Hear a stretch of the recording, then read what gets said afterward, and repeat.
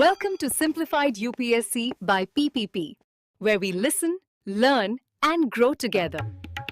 Detailed lecture notes in English and Hindi, plus practice questions for prelims and mains, only on our Telegram channel. Link in description. Like and subscribe for more. नमस्कार। आज की इस विशेष चर्चा में आपका स्वागत है। आज हम चलेंगे भारत के उस अतीत में, उस गहराई में, जहां इतिहास लिखा नहीं गया, बल्कि पत्थरों में, औजारों में और पुराने शहरों के खंडरों में दर्ज है। हाँ, एक ऐसा समय है जिससे हम सिर्फ खोज सकते हैं, पढ़ नहीं सकते। बिल्कुल। और हमारी खोज का आधार है तमिलनाडु बोर्ड की कक्षा 11 की इतिहास की पाठ्यपुस्तक का अध्याय 2, प्रागैतिहासिक भारत और हड़प्पा संस्कृति। तो सारी पड़ताल आज इसी पर होगी। जी। तो लक्ष्य क्या है? देखिए, इस बहुत ही दिलचस्प अध्याय से जो सबसे जरूरी बातें हैं, जो ज्ञान है, उसे निकालना है। कैसे शिकारी संग्राहक जीवन से भारत की पहली शहरी सभ्यता तक का सफर तय हुआ, इसे गहराई से समझना है। और ये समझना भी कि ये सब हमें कैसे पता चला। सही कहा।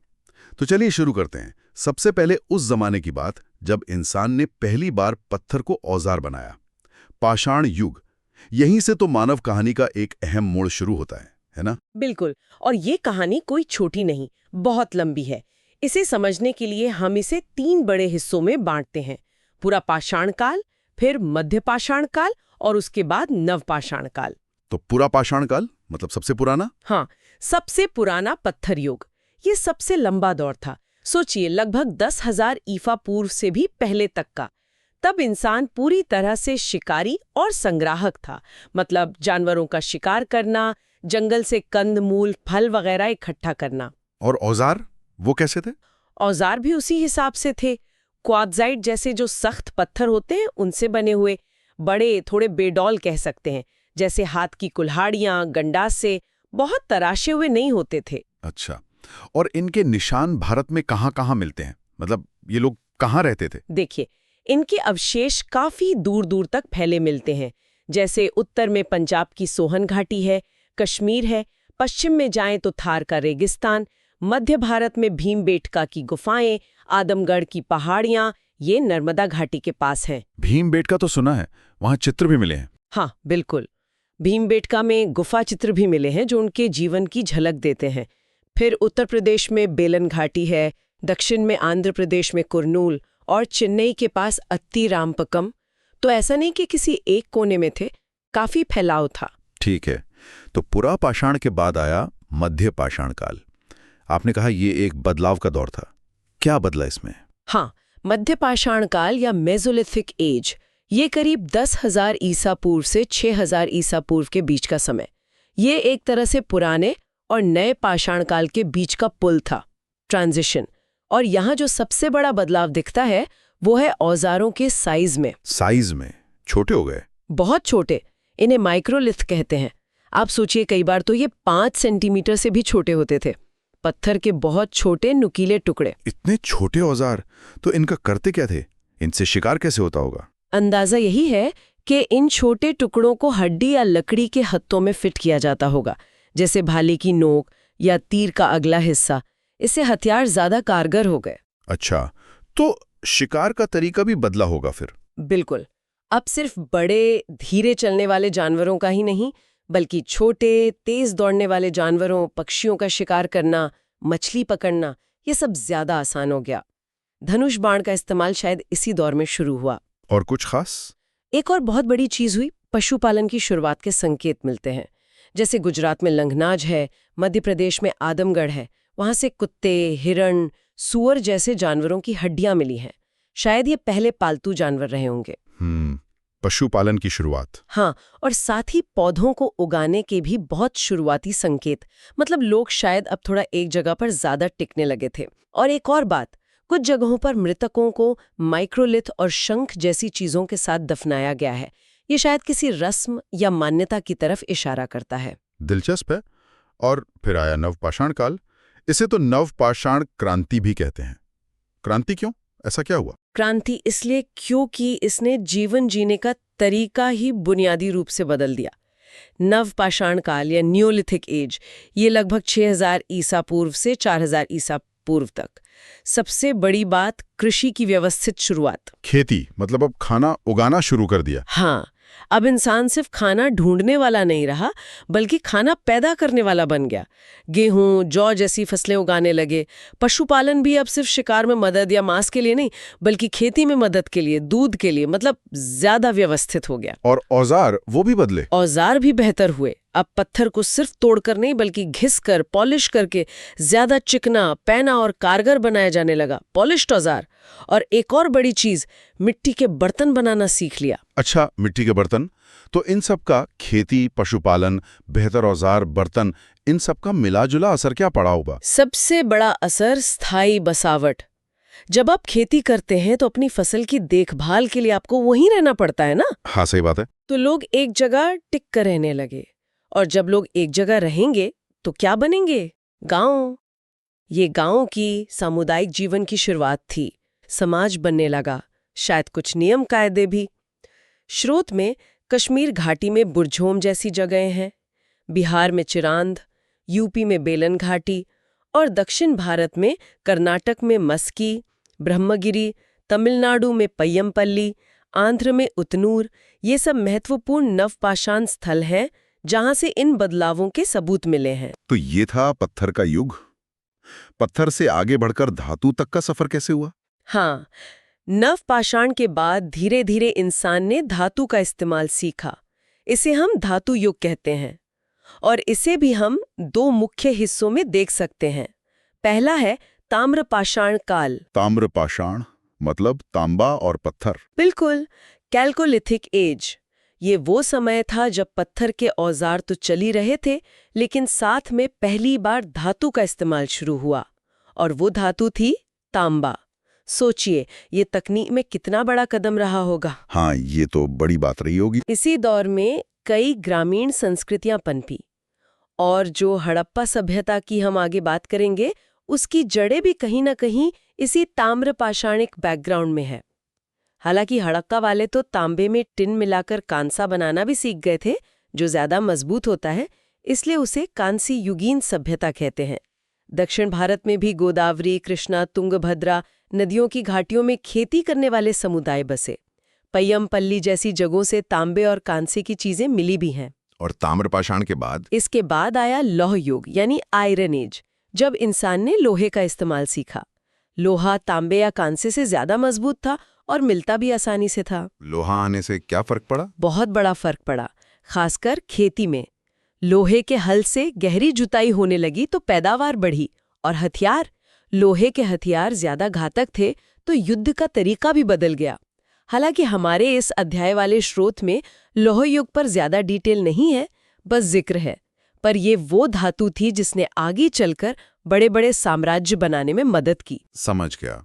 चलिए अब उस सभ्यता की तरफ चलते हैं जिसका नाम सुनते ही एक भव्य तस्वीर आंखों के सामने आती है, हड़प्पा संस्कृति या सिंधु घाटी सभ्यता। ये हमेशा से मुझे बहुत आकर्षित करती है। इसकी कहानी शुरू कैसे हुई, इसकी खोज कैसे हुई? हाँ, ये वाकई कमाल की कहानी है। इसकी खोज असल में काफी बाद में हुई, 20वीं सदी की शुरुआत में। 1921 में दयाराम साहनी ने हड़प्पा में खुदाई शुरू की, जो अब पाकिस्तान के पंजाब में है। और अगले ही साल 1922 में राखाल दास बनर्जी ने मोहनजोदड़ो में, जो सिंध प्रांत में है। अच्छा, तो ये दो मुख्य स्थल थे शुरुआत में। हाँ। फिर सर जॉन मार्शल के निर्देशन में बड़े पैमाने पर खुदाई हुई और तब पता चला कि ये कोई छोटे मोटे गांव नहीं, बल्कि एक बहुत बड़ी, बहुत विकसित शहरी सभ्यता के खंडर हैं। इसका समय मोटे तौर पर 2600 ईसा पूर्व से 1900 ईसा पूर्व के बीच का माना जाता है। और ये फैली कहाँ तक थी? कितनी बड़ी थी ये सभ्यता? इसका फैलाव तो हैरान करने वाला है। आप अंदाजा लगाइए, पश्चिम में बलूचिस्तान से लेकर पूर्व में उत्तर प्रदेश तक, और उत्तर में जम्मू से लेकर दक्षिण में नर्मदा नदी के मुहाने तक।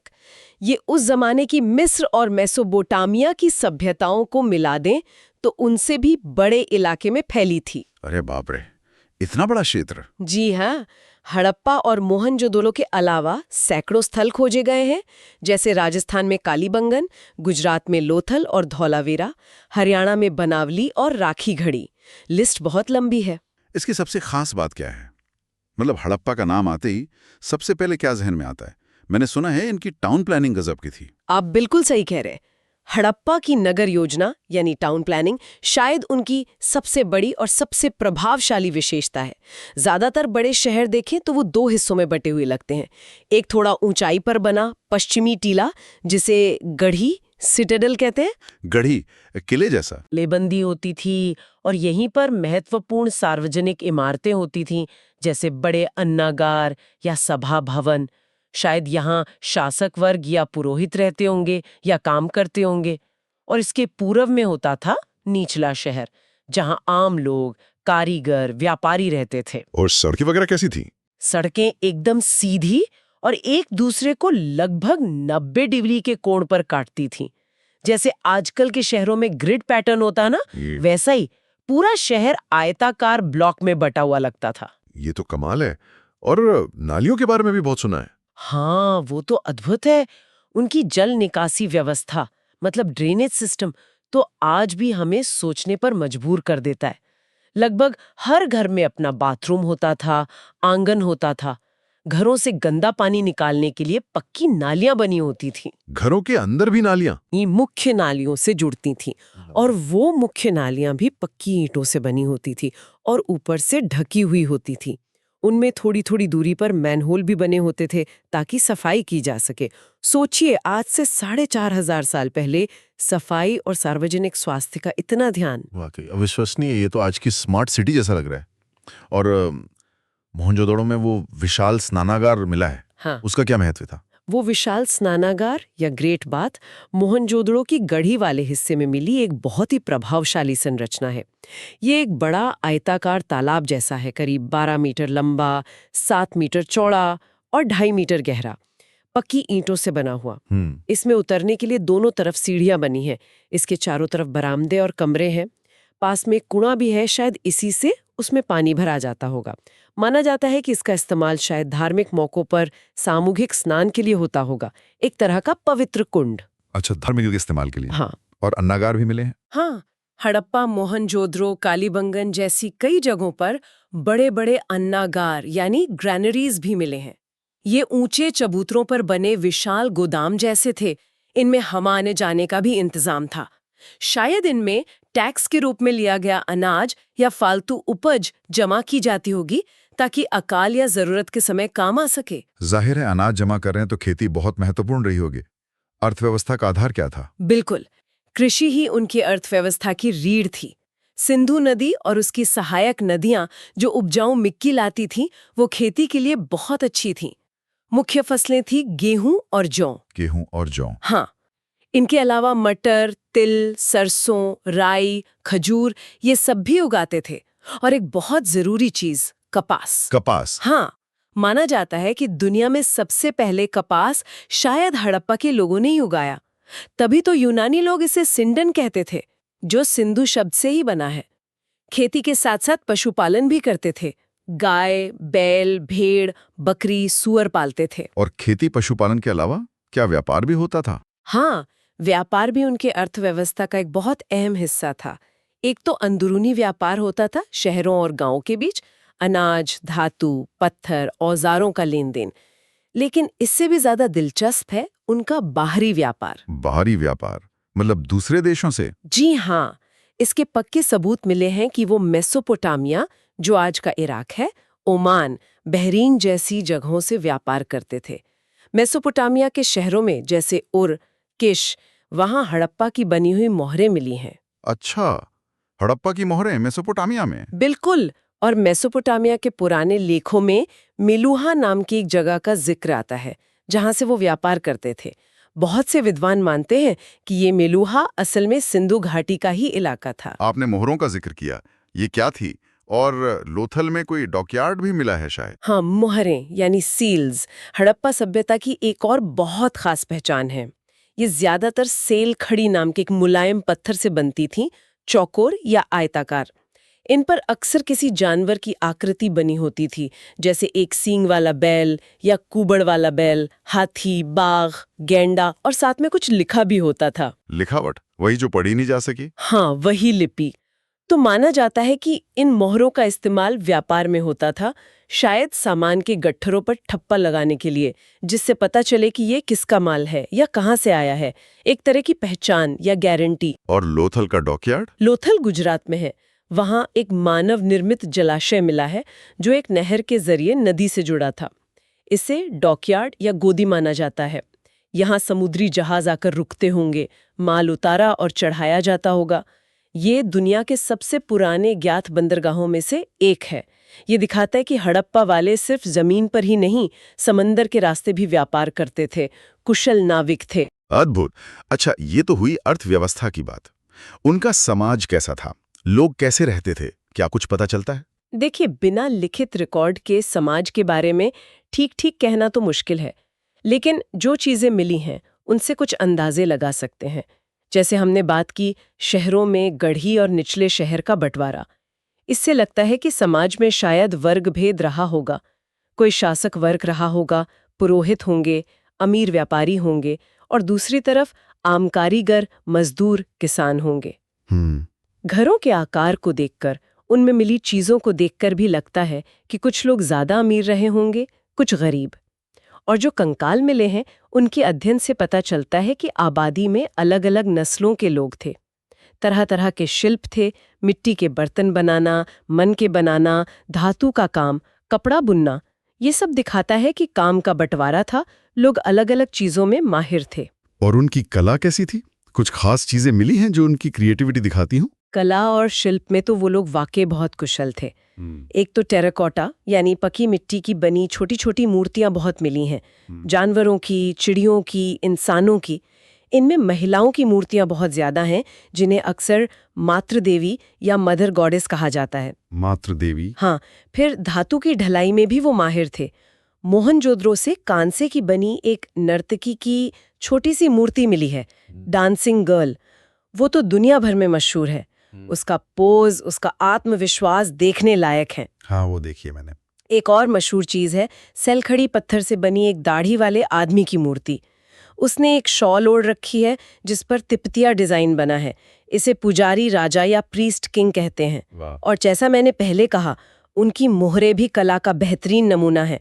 उन पर जानवरों को कितनी बारीकी और असलियत से उकेरा गया है। सही। अच्छा, उनकी लिपि पर वापस आते हैं। हाँ। आपने कहा वो पढ़ी नहीं जा सकी जी, ये तो बड़ा रहस्य है। हाँ, ये सिंधु घाटी सभ्यता का शायद सबसे बड़ा अनसुलझा रहस्य है। उनकी अपनी एक लिपि थी, लगभग 400 अलग अलग निशान या चिन्ह अब तक पहचाने गए हैं।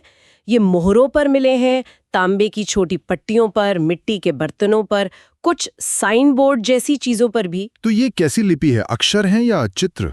ये ज्यादातर चित्रात्मक यानी पिक्टोग्राफिक लगती है। मतलब इसमें चीजों या विचारों को दिखाने के लिए चित्र या संकेत बने हैं, जैसे मछली का चित्र या पक्षी या आदमी, पेड़ वगैरह। और ये दाएं से बाएं लिखी जाती थी। अच्छा, दाएं से बाएं। हाँ, बहुत लोगों ने इसे पढ़ने की कोशिश की है। कुछ कहते हैं ये द्रविड़ भाषाओं से जुड़ी हैं, कुछ संस्कृत से जोड़ते हैं, पर अभी तक कोई पक्का नतीजा नहीं निकला है। सोचिए, अगर ये पढ़ ली जाए तो हमें उनके बारे में कितनी नई और सीधी जानकारी मिल सकती है। बिल्कुल, ये तो इतिहास ही बदल सकती है। अच्छा, उनके धर्म के बारे में क्या पता चलता है? किसे पूछते थे वो? धर्म के बारे में भी हमें सीधे तौर पर कुछ लिखा हुआ तो मिला नहीं, तो हम फिर से पुरातात्विक सबूतों से ही अंदाजा लगाते हैं। जैसे मैंने बताया, मातृ देवी की मूर्तियां बहुत मिली हैं, तो लगता है मातृ देवी की पूजा बहुत होती थी, शायद उर्वरता की देवी के रूप में। फिर एक बहुत मशहूर मोहर है जिसे पशुपति मोहर कहते हैं। इस पर एक देवता जैसे बैठे हैं योग की मुद्रा में, पालथी मारे हुए। उनके 3 मुंह दिखाए गए हैं, सिर पर सींग वाला मुकुट है और चारों तरफ जानवर हैं, हाथी, बाघ, गेंडा, भैंसा, नीचे 2 हिरण हैं। बहुत से विद्वान मानते हैं कि ये भगवान शिव का पुराना रूप हो सकता है, प्रोटो शिवा। शिव का आदि रूप? दिलचस्प। हाँ, इसके अलावा लगता है वो पेड़ों की भी पूजा करते थे, खासकर पीपल के पेड़ की। जानवरों की पूजा के भी संकेत हैं, जैसे कुबड़ वाला बैल मोहरों पर बहुत मिलता है। कुछ मोहरों पर स्वास्तिक और चक्र जैसे निशान भी बने हैं। विशाल स्नानागार का धार्मिक महत्व हो सकता है, ये हमने बात की ही। और स्रोत के अभ्यास प्रश्न में भी जिक्र था कि शायद वो भूत प्रेत जैसी चीजों में भी मानते थे और उनसे बचने के लिए ताबीज पहनते थे। ताबीज भी पहनते थे। हाँ, ऐसे संकेत मिले हैं। तो इतनी बड़ी, इतनी फैली हुई, इतनी विकसित सभ्यता आखिर खत्म कैसे हो गई? ये सवाल हमेशा परेशान करता है। ये वाकई एक बहुत बड़ा सवाल है और इसका कोई एक सीधा जवाब नहीं है। विद्वानों ने कई अलग अलग कारण बताए हैं और ज्यादातर यही मानते हैं कि शायद किसी एक वजह से नहीं, बल्कि कई चीजों ने मिलकर इस महान सभ्यता को धीरे धीरे खत्म कर दिया होगा।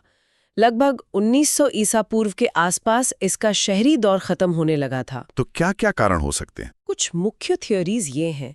एक तो है प्राकृतिक आपदाएं, जैसे सिंधु और उसकी सहायक नदियों में भयानक बाढ़ें आती होंगी। मोहनजोदाड़ो जैसे शहर जो नदी किनारे थे, वो बार बार बाढ़ से तबाह हुए होंगे, खेती खराब हुई होगी। बाढ़ या भूकंप भी? हाँ, भूकंप भी एक कारण माना जाता है।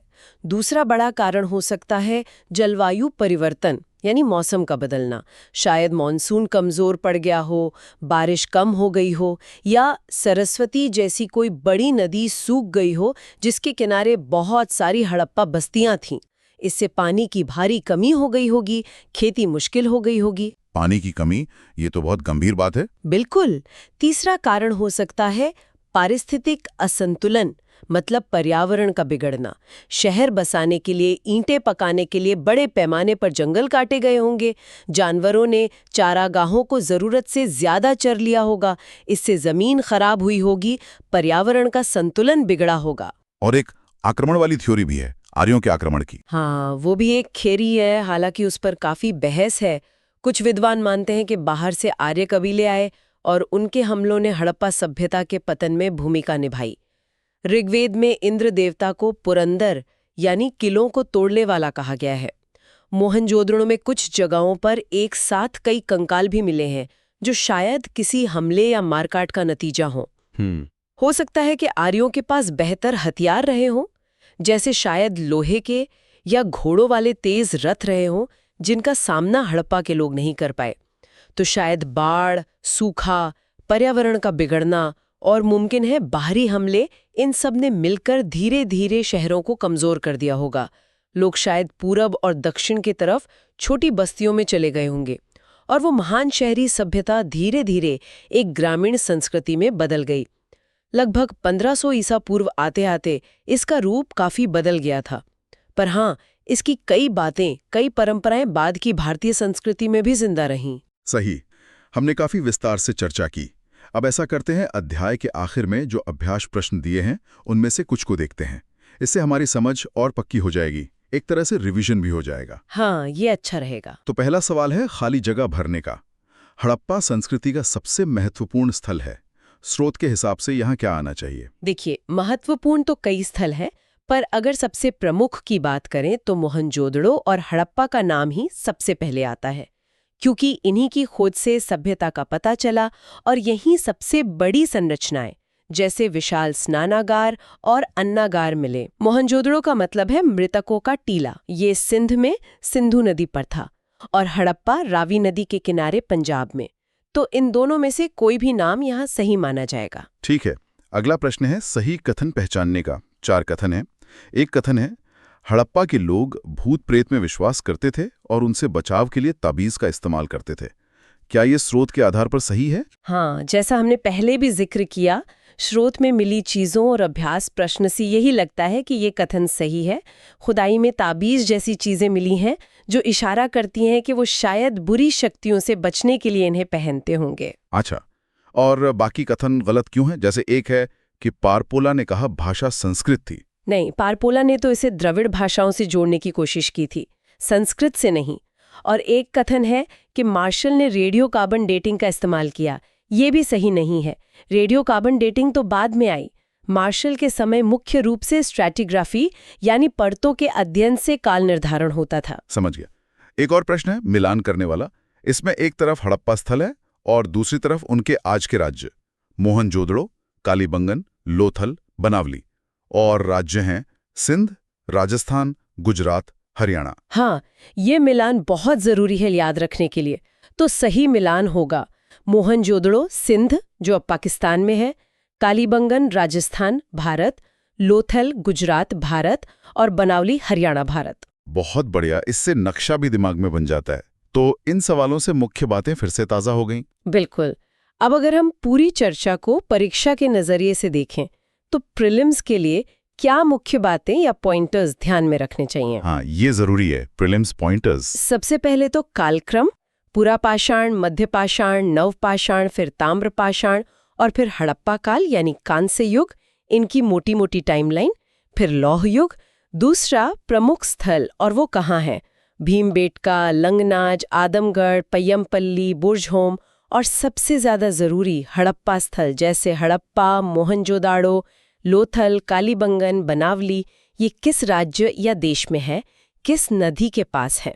स्थल और उनकी लोकेशन, ठीक है। तीसरा हर काल की और खासकर हड़प्पा की महत्वपूर्ण खोजें और विशेषताएं, जैसे पुरापाषाण के क्वार्ट्जाइट औजार, मध्यपाषाण के माइक्रोलिथ, नवपाषाण क्रांति खेती, पशुपालन, स्थायी जीवन, पॉलिश वाले औजार, बर्तन, फिर हड़प्पा की नगर योजना, गढ़ी, निचला शहर, ग्रिड पैटर्न, जल निकासी व्यवस्था, विशाल स्नानागार, अन्नागार, लोथल का डॉकयार्ड, मोहरें, खासकर पशुपति मोहर, कांसे की नर्तकी, दाढ़ी वाले आदमी की मूर्ति, मातृ देवी की पूजा, चित्रात्मक लिपि जो पढ़ी नहीं जा सकी, कपास का इस्तेमाल, मेसोपोटामिया से व्यापार, ये सब बिंदु बहुत महत्वपूर्ण है। शानदार, ये तो प्रीलिम्स के लिए एकदम निशाने पर लगने वाले पॉइंटर्स हो गए।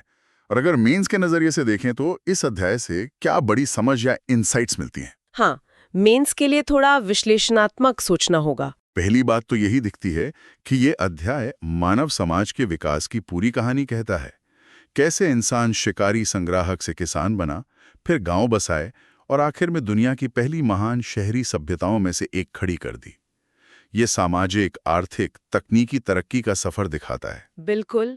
दूसरी अहम बात है हड़प्पा की नगर योजना, खासकर उनकी सफाई और पानी के मैनेजमेंट की व्यवस्था। ये आज भी इतने हजार साल बाद भी हमारे लिए सीखने की चीज है। ये बताती है कि शहरों को टिकाऊ बनाने के लिए प्लानिंग और पब्लिक हेल्थ कितने जरूरी हैं। सही कहा, आज भी हम संघर्ष कर रहे हैं इन चीजों से। तीसरा, उनका व्यापार नेटवर्क। मेसोपोटामिया तक उनके संबंध दिखाते हैं कि दुनिया तब भी जुड़ी हुई थी। ये एक तरह का प्राचीन ग्लोबलाइजेशन था। चौथा, उनकी लिपि जो पढ़ी नहीं जा सकी।